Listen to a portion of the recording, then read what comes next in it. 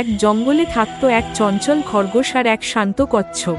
খরগোশ খুব দ্রুত দৌড়াতে পারত, আর তাই সে সবাইকে বলতো, আমার সাথে কে পাল্লা দেবে। একদিন সে কচ্ছপকে দেখে হেসে বলে, তুমি তো হাঁটতেই হাঁটতেই ক্লান্ত হয়ে পড়ো। কচ্ছপ কিছু বলল না, শুধু শান্ত গলায় বলল, চাও তো একবার দৌড় প্রতিযোগিতা হোক। সবাই অবাক। ধীরে হাঁটা কচ্ছপ আর দ্রুত খরগোশ দৌড়। পরের দিন প্রতিযোগিতা শুরু হলো। খরগোশ ঝড়ের মতো ছুটে গেল। পেছনে তাকিয়ে দেখে কচ্ছপ অনেক দূরে। খরগোশ ভাবল, এত ধীরে ও আসবে কখন?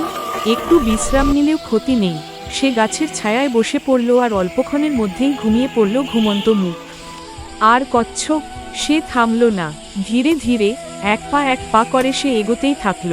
কিছুক্ষণ পরে খরগোশের ঘুম ভাঙল। সে ছুটে চলল শেষের দিকে। কিন্তু ততক্ষণে কচ্ছপ গন্তব্যে পৌঁছে গেছে। সবাই অবাক। খরগোশ লজ্জায় মাথা নিচু করল।